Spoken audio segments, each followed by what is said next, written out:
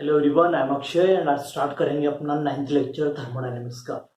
Thermodynamics का 9th lecture भी thermochemistry पे बेस्ड है। थर्मोकेमिस्ट्री के अंदर हमने डिफरेंट डिफरेंट टाइप की एंथैल्पी के बारे में पढ़ा। ठीक है, आज हम उसके आगे चलते हैं थर्मोकेमिस्ट्री के कुछ लॉस पढ़ने के लिए। तो थर्मोकेमिस्ट्री के दो लॉ हैं। दोनों लोग काफ़ी ज़्यादा इजी है, काफ़ी ज़्यादा इजीली समझ सकते हो उन दोनों लोगों को। ठीक है, और काफ़ी ज़्यादा यूजफुल है। जब क्वेश्चन के अंदर उनको यूज़ करोगे तो काफ़ी अच्छे से यूज़ कर पाओगे। ठीक है, काफ़ी इजी तरीके से यूज़ करने लायक लॉ है। तो जल्दी से लॉ स्टार्ट करते हैं, उनको समझते हैं, फिर इससे रिलेटेड क्वेश्चन भी करेंगे। ठीक है, तो आज स्टार्ट करते हैं अपने पहले लॉ की तरफ, जिसका नाम है लेवोइजियर एंड लैप्लास लॉ। ठीक है, नाम बहुत गंदा है, नाम की तरफ नहीं जाओगे। देखते हैं कि इस लॉ के अंदर बोल क्या रहा है। लेवोइजियर एंड लैप्लास लॉ बोलता है कि सपोज कोई केमिकल रिएक्शन हो रही है, उस केमिकल रिएक्शन में मैं सपोज कर रहा हूं कि हीट एब्जॉर्ब करनी पड़ रही है। तो अगर मैं बोल रहा हूँ कि हीट एब्जॉर्ब करनी पड़ रही है, इसका मतलब उसके डेल्टा एच की वैल्यू क्या होगी, उसके हीट ऑफ रिएक्शन की वैल्यू क्या होगी, पॉजिटिव। ये चीज समझ में आ रही है? क्यों? क्योंकि हीट एब्जॉर्ब हो रही है। तो हीट एब्जॉर्ब किया उसके मतलब उसने डेल्टा एच पॉजिटिव होगा। ये बोलता है कि अगर मैं उस रिएक्शन को रिवर्स कर देता हूँ, अगर मैं उस रिएक्शन को रिवर्स कर देता हूँ, तो ये लो बोलता है कि रिवर्स करने पे उसका जो हीट ऑफ रिएक्शन होगा, उसकी जो न्यूमेरिकल वैल्यू होगी वो तो सेम होगी, लेकिन उसके आगे एक नेगेटिव साइन आ जाएगा। उसके आगे एक नेगेटिव साइन आ जाएगा, वही उसका हीट ऑफ रिएक्शन हो जाएगा। सिंपल सा क्या लॉजिक है कि अगर कोई भी रिएक्शन हो रही है, उस रिएक्शन को रिवर्स करते हैं, तो उसके डेल्टा एच पे क्या फर्क पड़ता है, उसका डेल्टा एच के आगे एक नेगेटिव साइन आ जाता है। खत्म। पहला लो इतना ही था। पहला लो सिंपल क्या बोलता है, कोई रिएक्शन हो रही है, कोई प्रोडक्ट बन रहा है, तो प्रोडक्ट को रिएक्टेंट बनाना है, रिएक्टेंट को प्रोडक्ट बनाओगे तो डेल्टा एच के आगे नेगेटिव साइन आ जाएगा। तो इतना ही लैप्लास लो। थोड़ा सा इसको लैंग्वेज से समझते हैं, थोड़ा और इसको डेफिनेशन समझते हैं। बोलता है enthalpy of decomposition is numerically equal to enthalpy of formation of that compound with opposite sign. मतलब C solid plus O2 gas CO2 gas बन रहा था, तो डेल्टा एच की वैल्यू थी -94.3 किलो कैलोरी। इसको मैंने रिवर्स कर दिया, CO2 गैस से C solid plus O2 gas, delta H की वैल्यू क्या आ गई 94.3 किलो कैलोरी। मतलब बस इस रिएक्शन को रिवर्स कर दिया, तो इसका डेल्टा एच के आगे एक नेगेटिव साइन से नेगेटिव से मल्टीप्लाई हो गया। सिंपल जनरलाइज फॉर्म बात करूं, a प्लस बी से अगर c प्लस डी बन रहा है, और सपोज कर लेता हूं कि वहां पर डेल्टा एच की वैल्यू क्या है, x जूल है, तो अगर मैं इस रिएक्शन को रिवर्स करता हूं c प्लस डी से a प्लस बी, तो डेल्टा एच के आगे माइनस साइन लग के -x जूल आंसर आ जाएगा। तो बस सिंपल सा इतनी चीजें समझ सकते हो, काफी इजी चीज है। ठीक है, तो ये पहला लॉ था हमारा कि अगर हम किसी भी रिएक्शन को अगर हम रिवर्स करते हैं, तो उसके डेल्टा एच के सामने एक नेगेटिव साइन आ जाता है। चलते हैं अपने दूसरे लॉ की तरफ, जिसका नाम है हेज लॉ।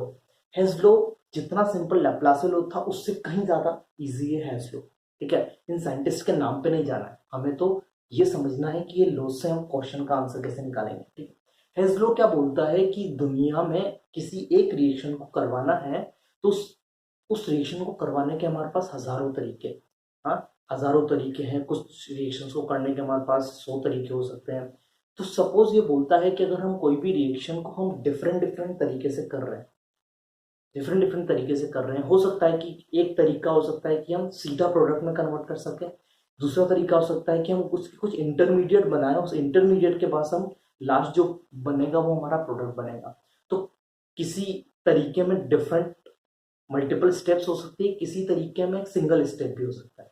पर ये बोलता है कि अगर कोई भी रिएक्टेंट और प्रोडक्ट अगर सेम है, तो उसका जो डेल्टा एच होगा, वो चाहे तुम किसी भी तरीके से बनाओ, हमेशा उसकी वैल्यू सेम आएगी। चाहे तुम मल्टीपल स्टेप से निकालो, चाहे तुम सिंगल स्टेप से निकालो, हमेशा उसका जो डेल्टा एच होगा वो क्या होगा, सेम।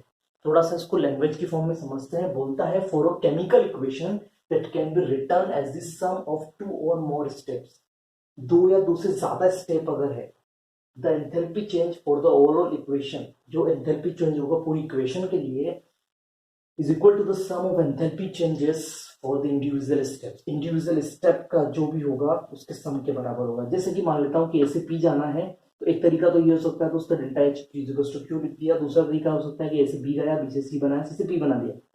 तो यहाँ पे 3 स्टेप हुई है, तो पहली स्टेप में Q1 लगा, दूसरी स्टेप में Q2, तीसरे स्टेप में Q3। तो पूरी पूरी इक्वेशन में Q1 plus Q2 plus Q3 energy लगी। तो हेज लॉ क्या बोलता है कि ये जो Q होगा, ये Q1 plus Q2 plus Q3 के बराबर होगा। मतलब तुम किसी भी तरीके से रिएक्शन करवाओ, हमेशा उसका हीट ऑफ रिएक्शन क्या आएगा, सेम। बस सिंपल सा इतना सा लो है।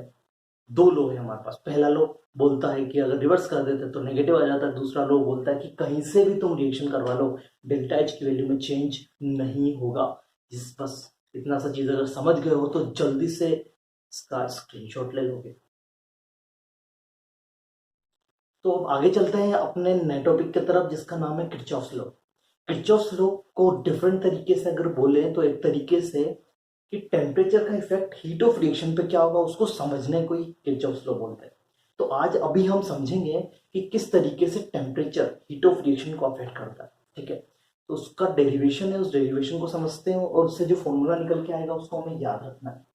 अब क्या होता है, अगर मैं बात करूं at constant pressure, at constant pressure delta H define करते हैं जो क्या होगा H P minus H R. ये चीज पता है तुम लोगों को। अब मैं क्या कर रहा हूँ, डिफरेंशिएट कर रहा हूँ। तो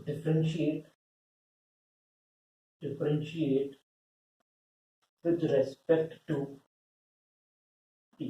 टेम्परेचर के रेस्पेक्ट में मैं इसको क्या कर रहा हूँ, डिफरेंशिएट कर रहा हूँ। तो क्या होगा, डिफरेंशिएट करके del of delta H by del T equal to del H P by del T minus del H R by del.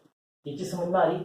मैंने इसको टेम्परेचर के रेस्पेक्ट में डिफरेंशिएट कर दिया। तो del H T by del T, del H P by del T minus del H R by del T. अगर मैं बात करूं तो del H P by del T एक तरीके से क्या लिखा हुआ, अगर तुम्हें सीपी की डेफिनेशन पता हो तो सीपी क्या होता था हमारे पास, सीपी होता था NCP delta T, NCP D T होता था। हमारे पास अगर मैं डेल्टा एच की बात करूं तो डेल्टा एच क्या होता था, एनसीपी डेल्टा टी होता था। अगर एक मोल है, इसकी वैल्यू अगर 1 है तो सीपी की वैल्यू क्या होगी, delta H by delta T. लेकिन ये बड़े चेंज के लिए, लेकिन यहाँ पे छोटा चेंज हो रहा है तो भी इसकी वैल्यू क्या होगी, सीपी होगी। तो यहाँ पे del H P by del T की वैल्यू क्या बोल रहा हूँ, सीपी ऑफ प्रोडक्ट। क्यों, और माइनस ये क्या हो जाएगा मेरे पास, सीपी ऑफ रिएक्टेंट। और इसकी वैल्यू किसके बराबर आ जाएगी, del delta H by del. ठीक है, ये चीज क्लियर है, आगे चलता है। अब ये प्रोडक्ट माइनस रिएक्टेंट लिखा हुआ है तो इस चीज को मैं लिख देता हूँ del del H T by del T. इसको लिख देता हूँ मैं डेल्टा सी, मतलब चेंज इन सीपी, सीपी में चेंज। तो CP product minus CP reactant, तो इसको लिख दिया डेल्टा सीपी। अब मैं क्या कर रहा हूँ, जीटी को उधर लेके जाता हूँ तो del of delta H equal to del C del T. अब मैंने क्या किया, इन दोनों को इंटीग्रेट कर दिया, इसको इंटीग्रेट किया, इसको इंटीग्रेट किया, इसको इंटीग्रेट कर रहा हूँ मैं डेल्टा एच टी वन से डेल्टा एच टी टू तक, और इसको इंटीग्रेट कर रहा हूँ टी वन से टी टू।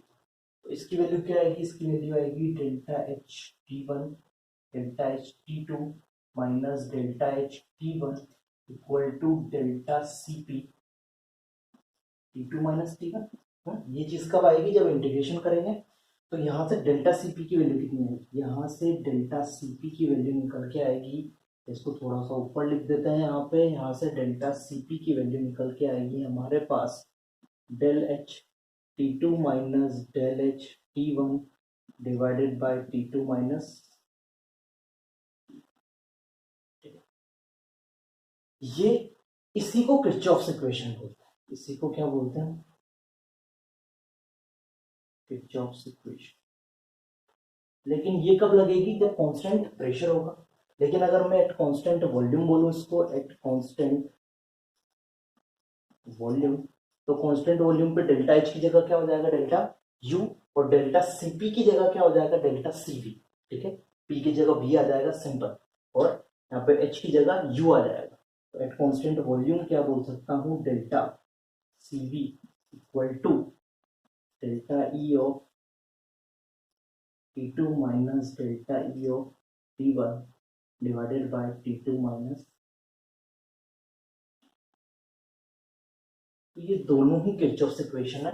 एक कांस्टेंट प्रेशर पे ये वाली जो है, ये वाली इसको भी लिख देता हूँ यहाँ पे, ये जो है वो कांस्टेंट प्रेशर पे बात कर रहे हैं, और ये वाली वैल्यूम का बात कर रहे हैं कांस्टेंट वॉल्यूम पे। ठीक है, तो एक बार देखोगे सिंपल सा डेरिवेशन है, डिफरेंशिएट किया है विद रिस्पेक्ट टू टी, और इन दोनों किरचॉफ्स इक्वेशन बोलते हैं। तो टेम्परेचर का चेंज करेंगे, डेल्टा एम भी चेंज होगा, डेल्टा सीपी से हम उसको फाइंड आउट कर सकते हैं। तो किस तरीके से चेंज होगा वो यहाँ से हम देख सकते हैं। तो काफी सिंपल सी एक चीज है। तो ये फॉर्मूला तुम्हें याद रखना है, प्लस डेरिवेशन भी याद रखोगे तो अच्छी बात है। ठीक है, एक सिंपल सा कुछ एग्जाम्पल था, इसके एक आध क्वेश्चन करके हम इसको अच्छे से समझने की कोशिश भी करेंगे। जल्दी से इसका स्क्रीनशॉट ले लो।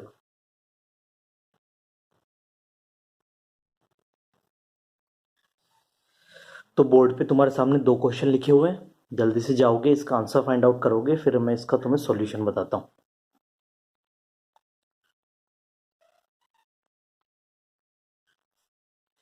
तो आई थिंक तुम लोगों ने जाके इसको सॉल्व किया होगा। ठीक है, तो अब इसके आंसर की तरफ चलते हैं। जैसे कि पहला क्वेश्चन दिया हुआ है कि कोई भी दो प्रोसेस दी हुई है। फर्स्ट प्रोसेस में फॉस्फोरस क्लोरीन के साथ रिएक्शन कर रहा है, PCl3 बना रहा है, इसका डेल्टा एच दिया हुआ है -635 किलो जूल। और सेकंड रिएक्शन में PCl3 Cl2 के साथ रिएक्शन करके PCl5 बना रहा है, जिसका डेल्टा एच दिया हुआ है -137 किलो जूल। और हमें पूछा है delta H formation of PCl5।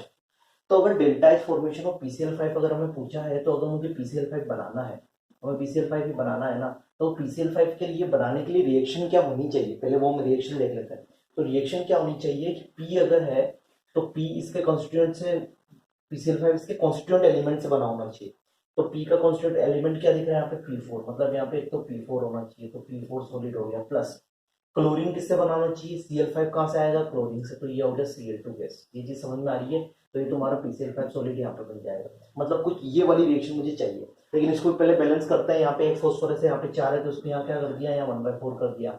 यहाँ पे 5 है, यहाँ पे 2 है, तो इसको कर दिया 5/2। तो ये तुम देखोगे तो पूरी रिएक्शन क्या होगी, बैलेंस। मुझे इसी रिएक्शन का डेल्टा एच निकालना है। अगर मैं इस रिएक्शन का डेल्टा एच निकाल लेता हूँ, तो यहाँ से जो डेल्टा एच की वैल्यू आएगी, वही डेल्टा एच की वैल्यू किसके बराबर हो जाएगी, delta H formation of PCl5 solid के बराबर हो जाएगी।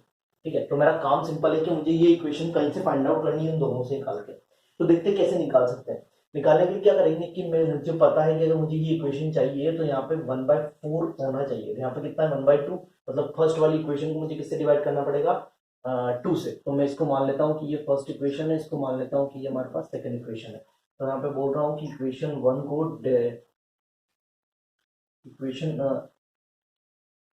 1 जो है, 1 को डिवाइड बाई 2 कर रहा हूँ।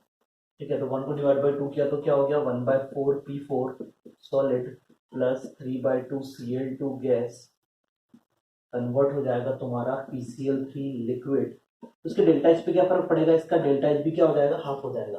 तो ये हो जाएगा -635/2 किलो जूल।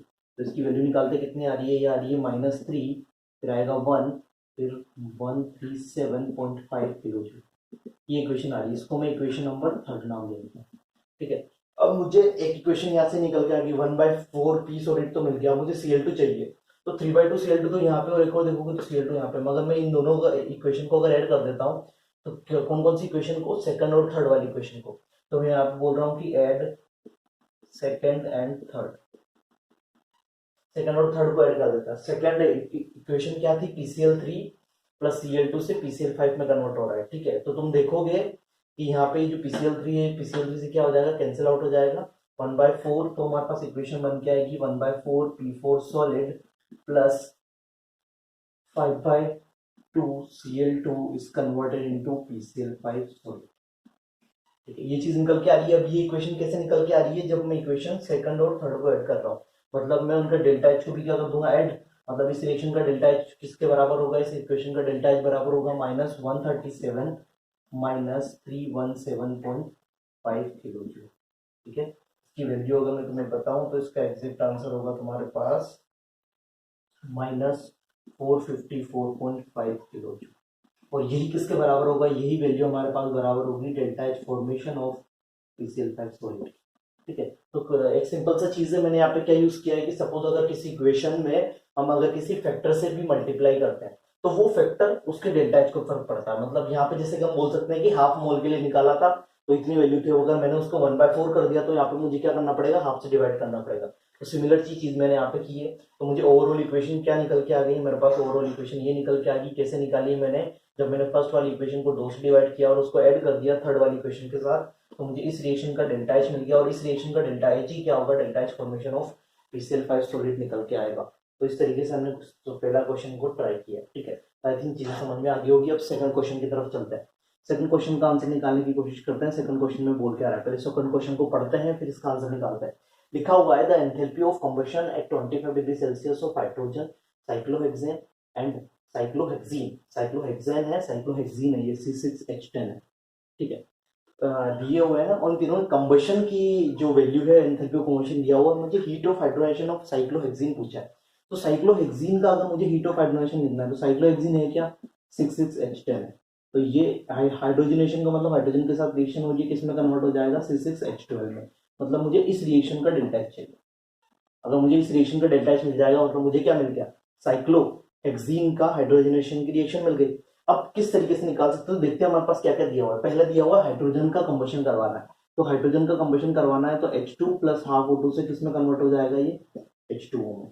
इसकी वैल्यू कितनी दी हुई है, इसकी वैल्यू मुझे दी हुई है -241 किलो जूल पर मोल, ये फर्स्ट की वैल्यू दी हुई है, ठीक है। सेकंड स्टेप चलते हैं, फिर दिया हुआ मुझे साइक्लोहेक्सेन का, साइक्लोहेक्सेन क्या है, C6H12 है, प्लस मुझे कितने O2 की जरूरत पड़ेगी, यहाँ पे खुद सोचो कितने O2 की जरूरत पड़ेगी, मुझे यहाँ पे O2 की जरूरत पड़ेगी 6 plus 12/3 x plus y/4, 12/4 sorry, तो 3 प्लस 6 9, तो यहाँ पे 9 O2 आएगा, ये कन्वर्ट हो जाएगा 6CO2 प्लस 6H2O, ठीक है। इसके डेल्टा एच की वैल्यू कितनी दी हुई है, सीधे वैल्यू लिख देता हूँ, इसके डेल्टा एच की वैल्यू दी हुई -3920 किलो जूल पर मोल, ठीक है।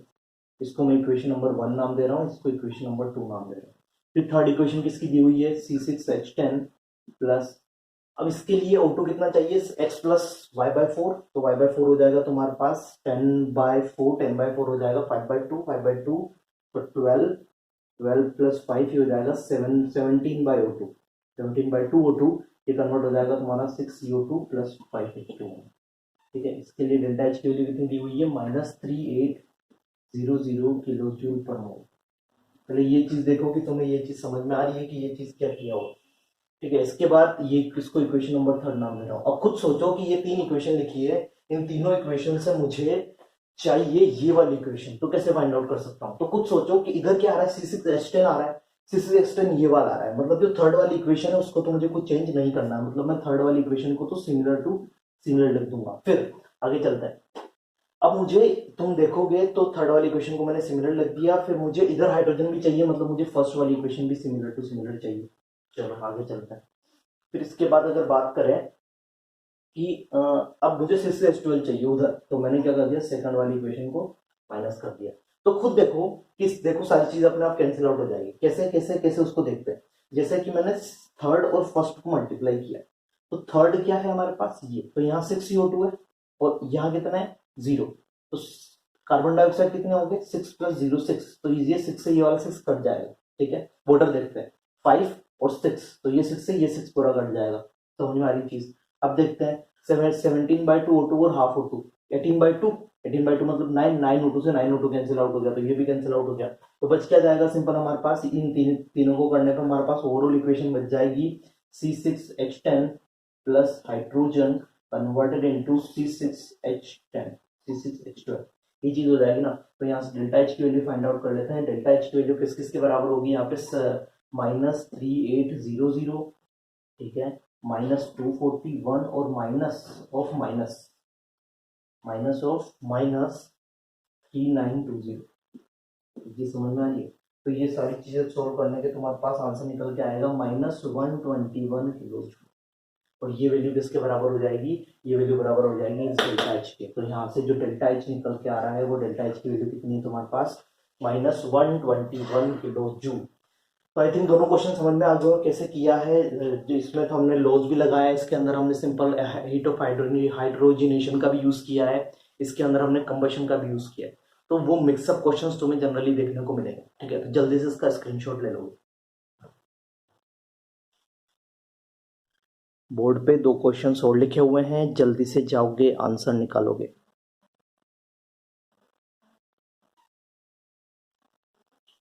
तो तुम लोगों ने जाके इसको सोल्व किया होगा और आंसर निकाला होगा। तो देखते हैं, अब आगे की बात करते हैं कि क्या इनका सॉल्यूशन है, क्या इनका आंसर है, ठीक है। तो फर्स्ट क्वेश्चन के अंदर दिया हुआ है the standard enthalpy of formation of NH3 is -46 kilo joule per mole. तो NH3 अगर मुझे फॉर्म करना है तो NH3 कैसे फॉर्म होगा, NH3 फॉर्म होगा, NH3 के अंदर है मेरे पास नाइट्रोजन और हाइड्रोजन। तो नाइट्रोजन अगर बनाना है तो N2 गैस की फॉर्म में एग्जिस्ट करता है, चलो बढ़िया।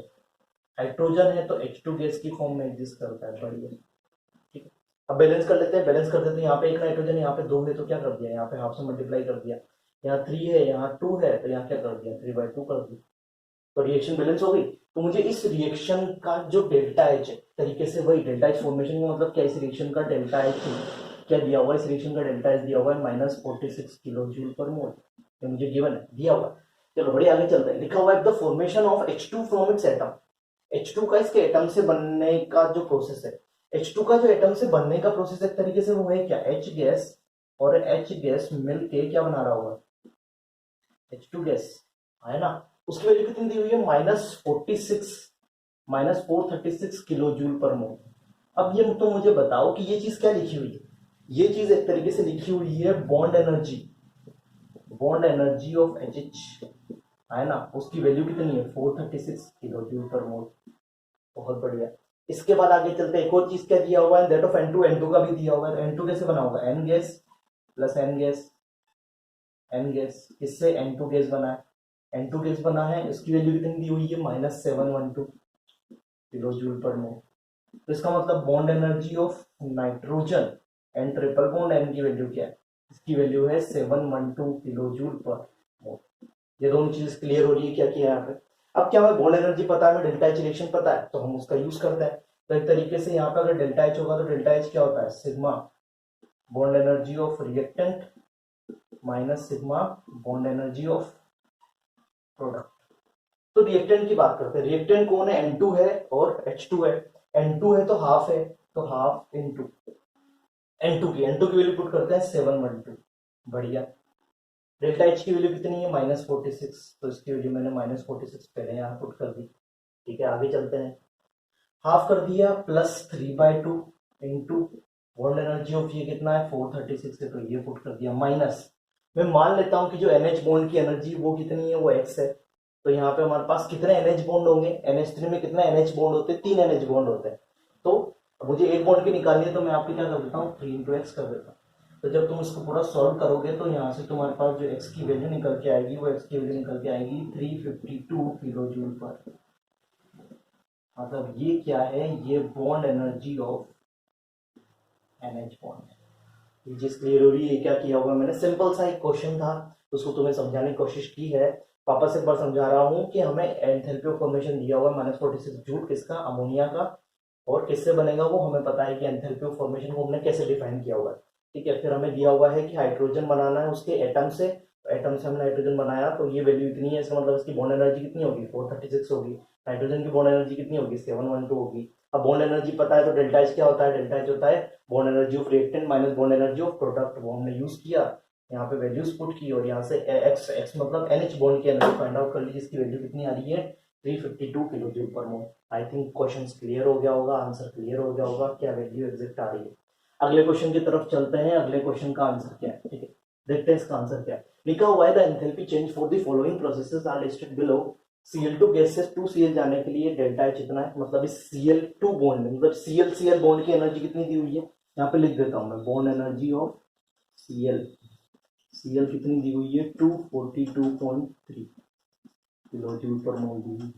ठीक है, इसके बाद I2 गैस दिया हुआ है, तो bond energy of II gas कितना दिया हुआ है, ये दिया हुआ है मुझे 151 किलो जूल पर मोल। ये चीज भी क्लियर हो रही होगी। इसी तरीके से मुझे ICl भी दिया हुआ है, ICl की वैल्यू दी हुई, मतलब बॉन्ड एनर्जी ऑफ ICl क्या हो जाएगा, बॉन्ड एनर्जी ऑफ ICl हो जाएगा 211.3 किलो जूल पर मोल। और मुझे I2 सॉलिड से I2 गैस जा रहा है, मतलब क्या हो रहा है, सब्लिमेशन। तो I2 सॉलिड से I2 गैस की वैल्यू दी हुई है 62.76 किलो जूल पर मोल। ठीक है, ये सारी वैल्यूज फिर से मैंने लिख दी। अब बात करते हैं, पूछ रहा है कि हमें find out the heat of formation of ICl gas. ICl gas अगर हमें बनाना है तो ICl गैस के लिए अगर इसका एंथैल्पी ऑफ फॉर्मेशन निकालना है तो हमें इसके बेसिक कॉन्स्टिट्यूएंट पता होने चाहिए। तो ये बोल रहा है कि उसके स्टैंडर्ड स्टेट वाले जो है वो कौन है, I2 सॉलिड है और Cl2 गैस है। तो यहाँ पे हाफ यूज कर लेते हैं, यहाँ पे हाफ यूज कर लेते हैं, क्यों, क्योंकि हमें बैलेंस भी करनी इक्वेशन, तो हमने इक्वेशन बैलेंस कर दी। इसका डेल्टा एच फाइंड आउट करना है, इसका डेल्टा एच अगर हमने फाइंड आउट कर लिया तो हमारा आंसर आ जाएगा। तो देखते हैं कि ये वाली इक्वेशन हम इन चारों इक्वेशन से कैसे फाइंड आउट कर सकते हैं। ठीक है, तो चेक करने की कोशिश करते हैं।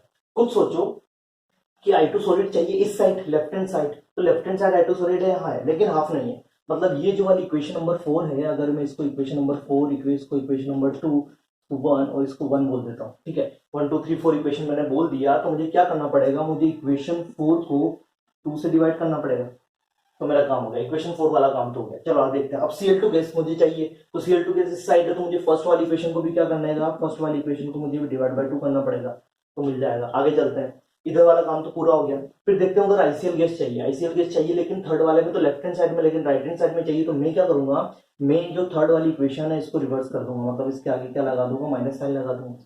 ये चीज देखोगे। फिर इसके बाद क्या करोगे कि अब तुम खुद देखो कि I2 सॉलिड से I2 गैस वाला हमने यूज कर लिया। ठीक है, तो ये पॉजिटिव ही लेना है हमें, डिवाइड बाय 2 करके, फर्स्ट वाला लेना है, थर्ड वाला लेना है। फिर तुम्हारे दिमाग में क्वेश्चन आ रहा होगा कि सर सेकंड वाले का यूज क्या है, तो सेकंड वाले का यूज क्या होगा कि जब ये जो तुम्हारा I2 गैस है, I2 गैस इस I2 गैस से क्या हो जाएगा, कैंसिल हो जाएगा, और I2 गैस से कैंसिल हो जाएगा तुम्हारे पास। लेकिन क्या होगा कि इसको भी हमें हाफ से डिवाइड करना पड़ेगा, क्योंकि ये पूरा किससे डिवाइड हुआ है, हाफ से। तो ये जो हमारे पास इक्वेशन निकल के आ रही है 2, इसको भी किससे डिवाइड करना पड़ेगा, हाफ से, तो ये होगा हमारे पास सेकंड बाय 2। तो ये अगर हम पूरा इक्वेशन यूज कर लेंगे तो हमारे पास ये ओवरऑल इक्वेशन मिल जाएगी। तो जस्ट की वैल्यूज पुट करते हैं। फोर्थ वाले का आंसर क्या है, 62.76 बाय 2 प्लस फर्स्ट वाले का है 242.3 बाय 2 माइनस थर्ड वाले की वैल्यू क्या है 211.3 प्लस सेकंड बाय 2, सेकंड मतलब 151 बाय 2, इसकी वैल्यू क्या है, इसकी वैल्यू का हमें बस आंसर निकालना है। तो ये सारी वैल्यू चीजें पुट करने के तुम्हारे पास निकल के आएगा 16.73 किलो जूल पर मोल। ठीक है, ये वैल्यू किसके बराबर होगी, ये वैल्यू बराबर होगी डेल्टा एच, फॉर्मेशन ऑफ इसका ICl गैस का। ये वैल्यू तुम्हारे पास बराबर होगी delta H formation of ICl gas की।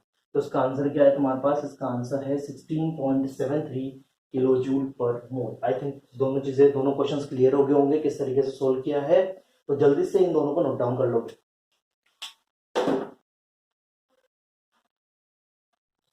तो अगेन बोर्ड पे 2 क्वेश्चंस लिखे हुए हैं, जल्दी से जाओ आंसर निकालो।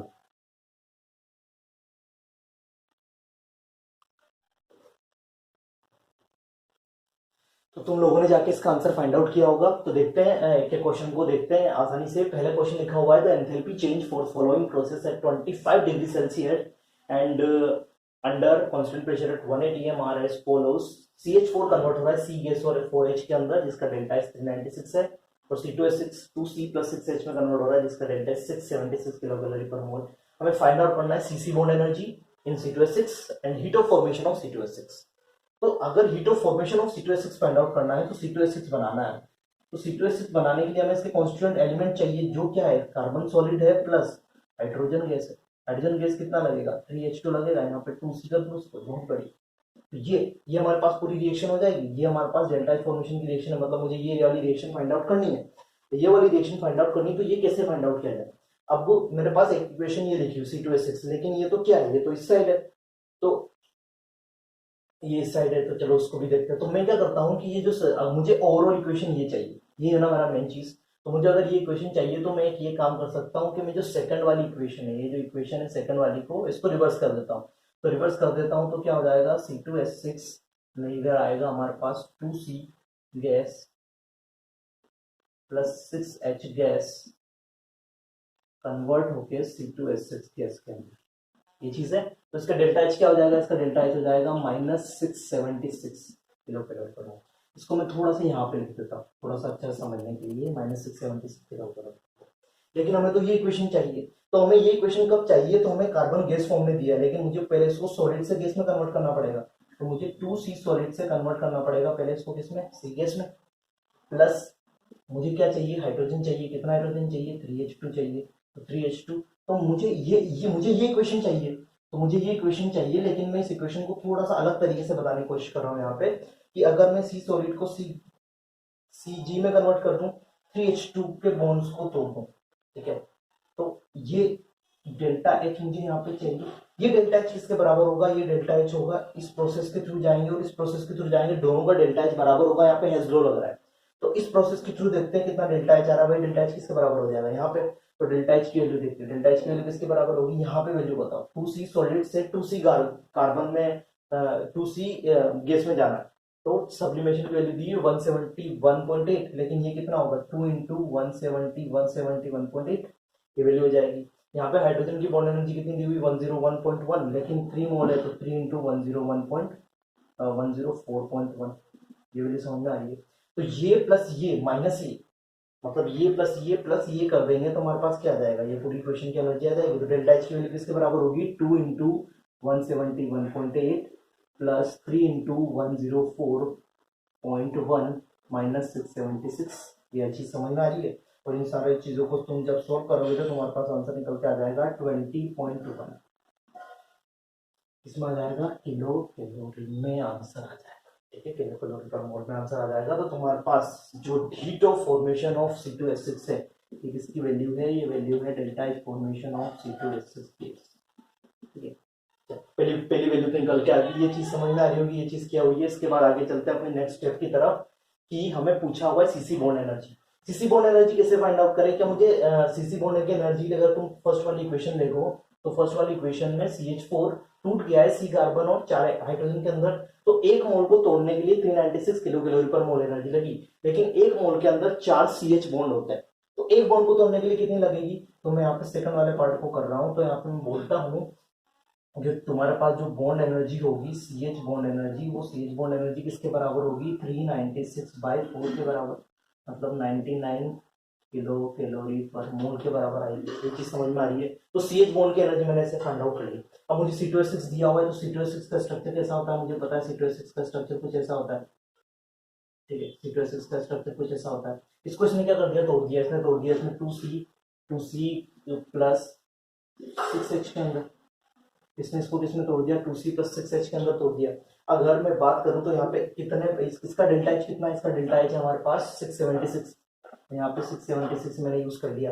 अब क्या करना है, मैं यहाँ पे एक CC बॉन्ड है और 6 CH बॉन्ड है, देख रहे हैं, एक बॉन्ड के अंदर 6 CH बॉन्ड है, तो ये जो वैल्यू होगी जो तुम्हारे पास 676 वैल्यू निकल के आ रही है डेल्टा एच की वैल्यू, ये डेल्टा एच की वैल्यू किसके बराबर हो जाएगी, डेल्टा एच की वैल्यू यहाँ पे बराबर हो जाएगी तुम्हारे CC बॉन्ड, मतलब CC bond plus 6 into CH bond के बराबर, ये चीज क्लियर है।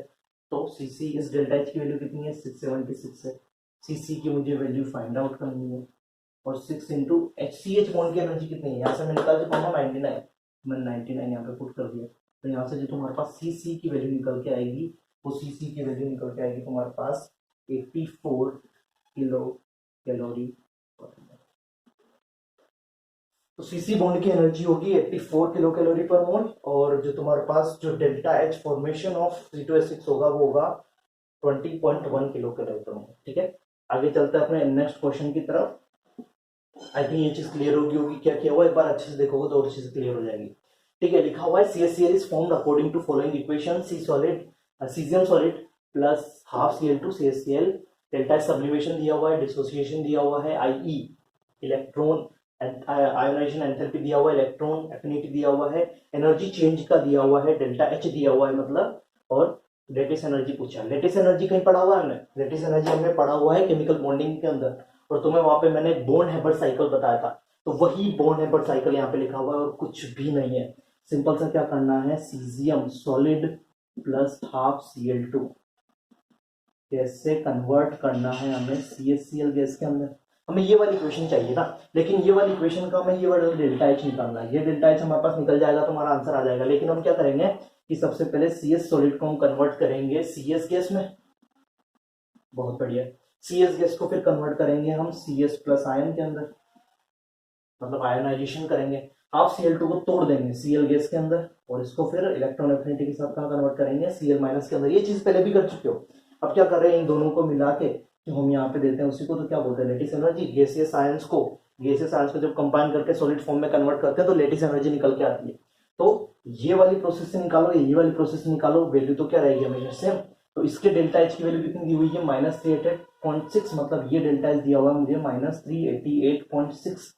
ये चीज समझ में आ रही है। सॉलिड से गैस में जाना है मतलब सब्लिमेशन करना है, मतलब कितनी वैल्यू दी हुई है 81.2, तो ये वैल्यू होगी 81.2। बहुत बढ़िया। सीएस गैस से सीजियम प्लस में जा रहा है, मतलब क्या करना है, आयोनाइजेशन करना है, मतलब कितनी वैल्यू दी हुई है 375.7, मतलब ये वैल्यू दी हुई है 375.7। ये चीज क्लियर होगी। आप Cl2 से Cl गैस में आना है। अब डिसोसिएशन हो रहा है, डिसोसिएशन एनर्जी कितनी दी हुई है 243, लेकिन यहाँ पे हाफ मोल के लिए तो ये वैल्यू कितनी हो जाएगी 243, ओके 243/2।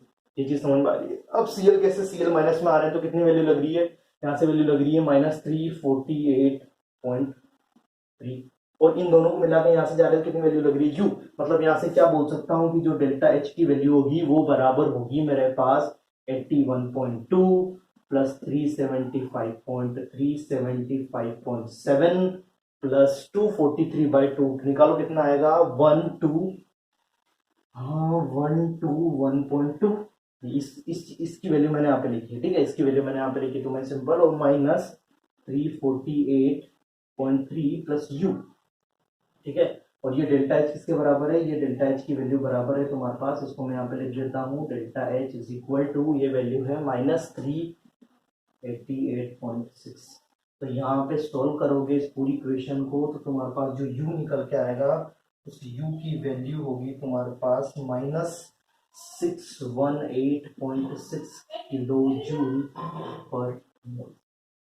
तो ये होगी तुम्हारे पास लेटेस्ट एनर्जी। तो यहाँ पे इसका थोड़ा सा न्यूमेरिकल फॉर्म में हम इसको समझने की कोशिश कर रहे हैं कि किस तरीके से इसके ऊपर न्यूमेरिकल बन के निकल के आता है।